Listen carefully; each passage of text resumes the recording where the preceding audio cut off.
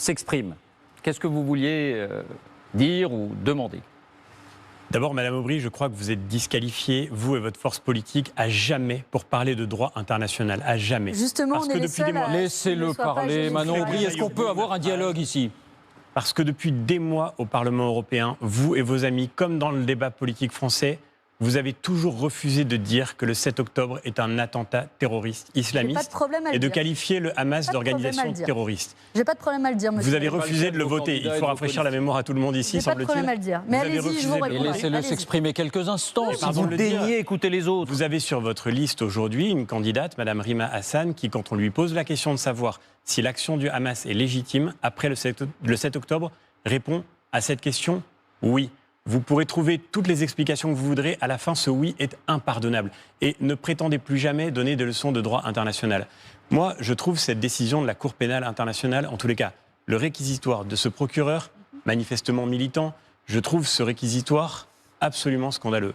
Que la population de Gaza soit aujourd'hui en enfer, tout le monde en convient. Mais ceux qui ont plongé la population civile de Gaza, ceux qui ont mis les Palestiniens dans cet enfer, ce sont les dirigeants du Hamas, qui est effectivement une organisation islamiste et qui a décidé d'utiliser cette population comme un bouclier humain. Israël a été attaqué. Et mettre sur le même plan l'agresseur et l'agressé, comme vous venez de le faire à nouveau en comparant la Russie de Vladimir Poutine au gouvernement d'Israël, mettre sur le même plan l'agresseur et l'agressé, c'est évidemment procéder à un renversement accusatoire qui est totalement scandaleux. Et c'est ce discours-là qui fait que dans nos pays aujourd'hui monte un antisémitisme virulent que vous couvrez, y compris dans nos amphis, dans nos universités, y compris à Sciences Po, où vous avez aujourd'hui des étudiants de confession juive qui sont inquiets d'aller étudier tellement le climat qui monte est délétère et dangereux. Moi, ce qui me marque, Valérie Hayé, c'est que cet antisémitisme-là, cet incroyable renversement de la logique même des droits fondamentaux, on voit l'extrême gauche s'y livrer depuis malheureusement trop longtemps. Mais ce qui me frappe, c'est que votre gouvernement est incapable de le dénoncer. Et que quand la Cour pénale internationale émet ce jugement scandaleux, ou en tous les cas ce réquisitoire, le gouvernement français soutient la Cour pénale internationale. Mais le réquisitoire a donné lieu à un soutien exprimé par le gouvernement français quand d'autres gouvernements du monde, eux, ont décidé au contraire de dire leur indignation devant cet acte militant. Eh bien, je crois que dans un moment comme celui-ci, on n'en est pas à dire le respect, mais au contraire l'inquiétude qu'un tel jugement doit susciter. Quand ces manifestations à Sciences Po se poursuivent, votre gouvernement approuve l'accord passé entre la direction et les étudiants qui bloquent, accord de la honte, au lieu, au contraire, de mettre on dévie, pardonnez-moi. On dévie. Manon Aubry, je ne sais pas si vous voulez répondre. Quand le président iranien meurt avec du sang sur les mains, vous êtes bien exprimé. Votre président du Manon Conseil Aubry vous répond 30 secondes et on fait tourner la parole. Et vous avez perdu vos repères. S'il vous plaît. Manon Aubry vous répond en 30 secondes. Je le ferai d'un mot. D'abord, je vois que vous en preniez à la Cour pénale internationale. Il se trouve que c'est l'instance et la juridiction de droit international la plus importante et suprême. Il se trouve que le procureur qui a fait cette réquisition à l'égard du gouvernement de Benjamin Netanyahou, devinez qui l'a soutenu dans son poste ? Israël. Donc je vois un petit paradoxe à voir ce droit international à géométrie variable. Et vous voyez, nous défendrons l'humanité, la dignité la plus élémentaire. Oui, nous la défendrons en Ukraine comme en Palestine. Et donc nous ferons tout ce qui est en notre pouvoir pour arrêter ce massacre dans la bande de Gaza parce qu'il s'agit de vie civile. Il n'y a aucune raison, comme vous le faites, mais vous le faites ensemble, Madame Hayé et Monsieur Bellamy, de refuser des sanctions à l'égard d'un gouvernement qui est en train de commettre des crimes contre l'humanité. Je pense que l'histoire s'en souviendra, Monsieur Bellamy. Les accusations que vous proférez sont absolument hors sol et surtout hors sol de la réalité que vivent des citoyens qui concrètement sont privés d'eau, de nourriture, d'alimentation, de médicaments. Ça, on l'a entendu. Ça, on l'a entendu. Alors, Marion Maréchal, s'il vous plaît, la parole tourne. Parler de la vie de ces civils et les mettre je vous ai laissé répondre. Marion Maréchal et Léon Desfontaines. À chaque débat, à chaque émission, on parle de Gaza matin, midi et soir, comme s'il s'agissait d'un territoire Laissez-la parler. Européen. Non mais vous en parlez en intro, en conclusion. Je vous ai redonné la parole. Tout ça est extrêmement grave. Je vous rassure, ça n'est pas uniquement par humanisme. C'est évidemment par clientélisme électoral. Et disons-le, un clientélisme électoral électorale qui porte un certain nombre de fruits, c'est indéniable. Et si vous soufflez sur les braises, le drame de notre score, si vous voulez souffler sur les braises, vous verrez, je pense qu'on vous battra le 9 juin prochain. Mais ça, on se retrouvera, rendez-vous le 10, en effet. En revanche, là, vous avez une part de responsabilité, une grande part de responsabilité en important ce conflit ici, en soufflant sur les braises. C'est que, voyez-vous, le discours que vous tenez, l'instrumentalisation que vous faites de ce conflit, eh bien, ça aboutit avec, voyez-vous, un migrant sous OQTF qui tente d'incendier une synagogue. Ça finit avec une femme juive séquestrée, violée pour venger la Palestine dans les Hauts-de-Seine.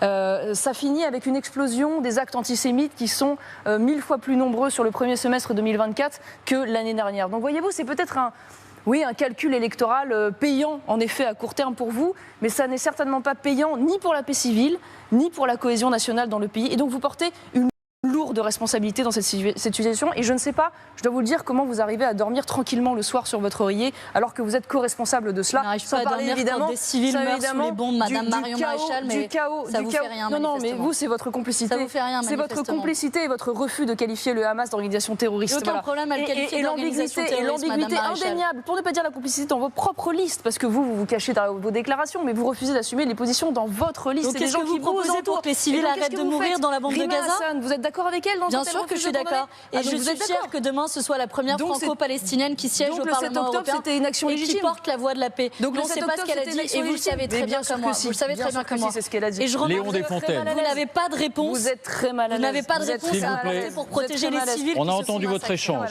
Léon Desfontaines, est-ce que vous êtes favorable à suspendre cet accord d'association avec Israël? Oui.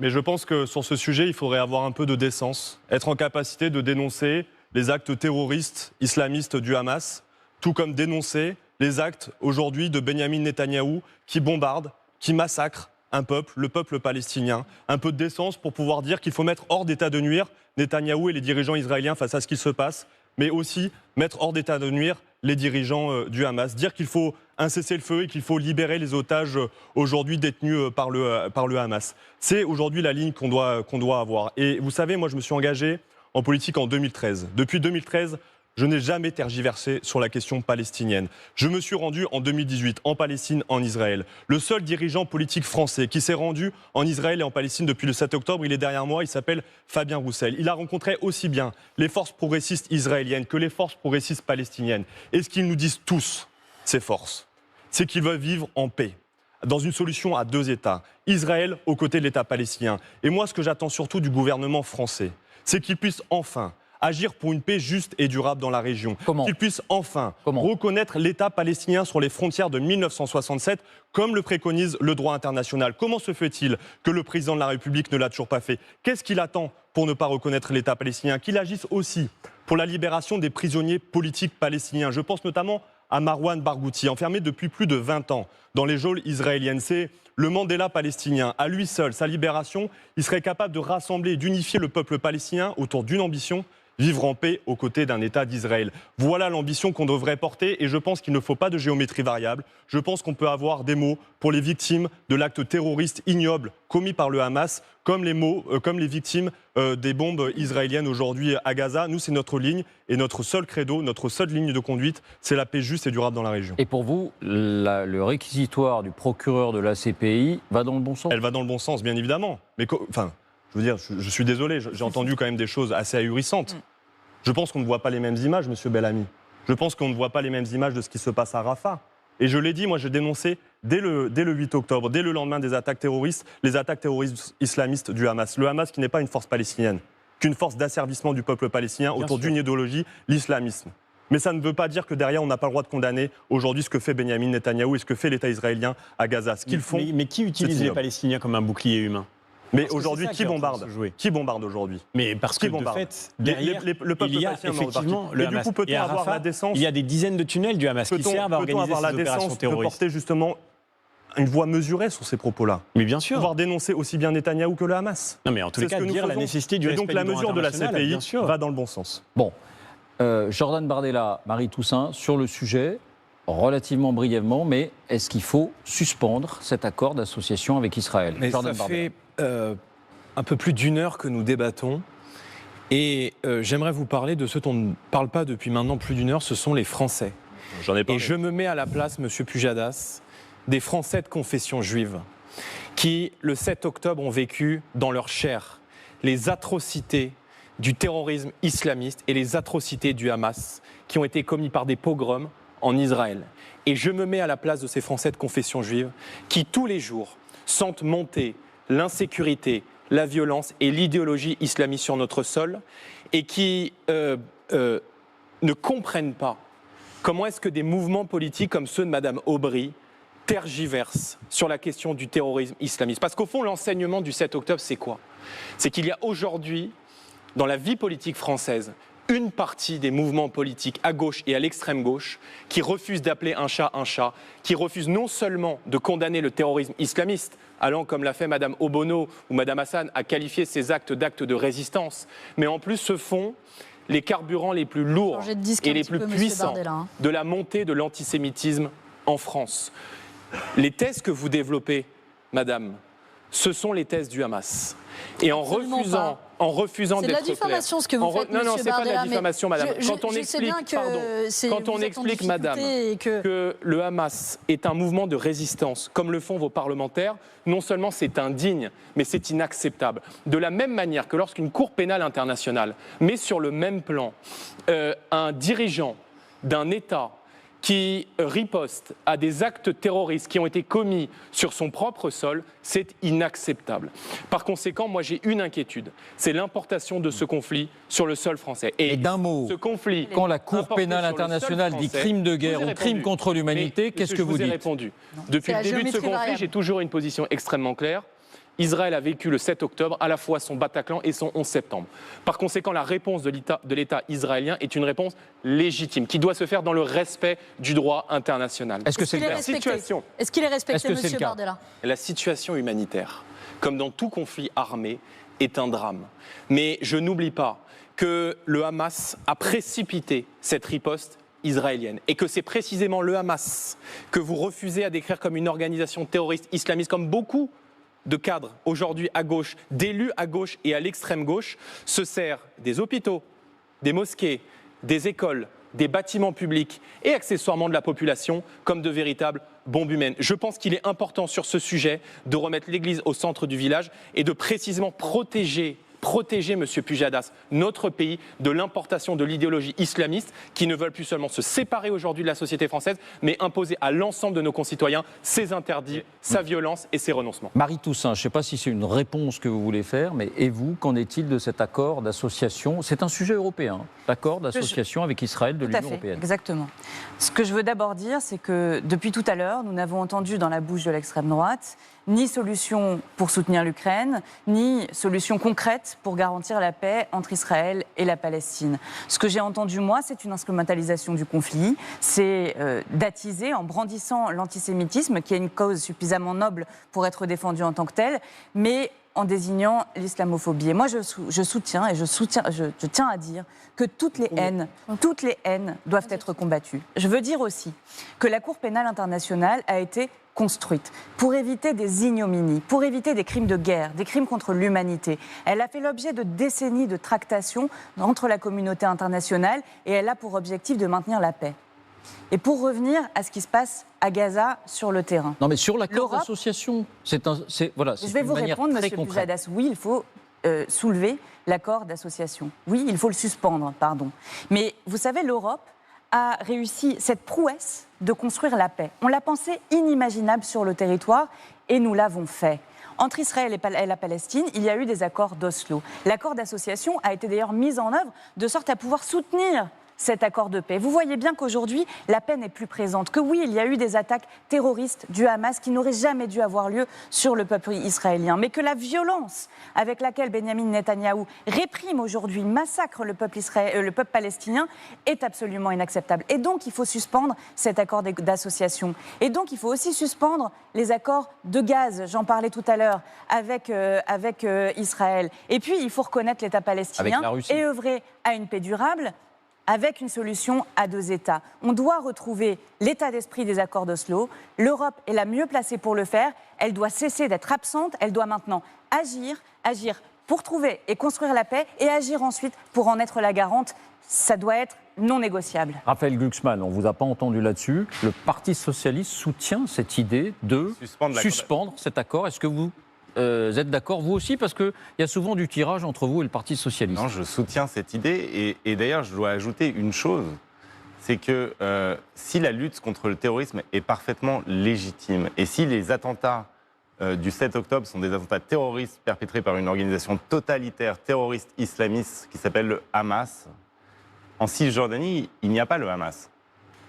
Et en Cisjordanie, on a l'extension infinie de la colonisation. Et pourquoi il y a cette extension de la colonisation en Cisjordanie? Pour miner toute perspective de solution politique, pour miner toute perspective d'affirmation d'un État palestinien. Or, si on est vraiment pour la solution à deux États, qui, à mon sens, est la seule possible, eh bien, il va falloir être beaucoup plus ferme pour l'imposer. Et l'absence de perspective politique, toute la stratégie de Benjamin Netanyahou, mais depuis avant le 7 octobre, est la négation de toute possibilité d'un État palestinien. Et donc là, il va falloir passer à une étape supplémentaire de l'Union européenne. Il faut emboîter le pas au gouvernement espagnol qui dit que la reconnaissance de l'État palestinien ne doit plus être considérée comme un aboutissement sans cesse repoussé de négociations, mais comme une base, une donnée pour ensuite négocier. Parce que sinon, en fait, sans perspective politique, vous n'arriverez pas à lutter efficacement contre le terrorisme. Et c'est quelque chose qui est difficile à comprendre, mais la lutte contre le terrorisme est parfaitement nécessaire, mais pas comme ça et pas sans perspective politique. La CPI, attendez, je termine là-dessus. Oui, la CPI, mais... Et dans son rôle elle est dans son rôle, mais d'un mot, qu'est-ce que peut faire l'Union européenne? Parce que là, on parle comme ça, mais qu'est-ce que peut faire l'Union européenne? D'abord, elle peut être beaucoup plus dure avec les sponsors du Hamas. Il y a le Qatar et il y a l'Iran. Nous, on a demandé au Parlement européen l'inscription des gardiens de la Révolution, l'organe principal de sponsor du terrorisme dans toute la région, sur la liste des organisations terroristes. Ce n'est toujours pas fait par les États européens. La deuxième chose, c'est qu'on peut être beaucoup plus dur vis-à-vis de ce gouvernement israélien qui fait tout pour rendre impossible l'émergence d'un État palestinien. Donc oui, la suspension de la collaboration. Oui, être beaucoup plus ferme et reconnaître comme une donnée pour les Européens l'affirmation que ce peuple a le droit à son État. Bien. On avance. Juste que votre président François Hollande n'ait pas reconnu l'État palestinien lorsqu'il était aux affaires. Écoutez, bien, vous pouvez questionner le président actuel. Et juste avant d'aborder les questions de souveraineté économique qui seront au cœur de ce nouveau mandat au Parlement européen, une autre question d'actualité. Alors ça n'a pas directement à voir avec l'Europe, mais on est rattrapé par cette actualité et ça a trait à la Nouvelle-Calédonie.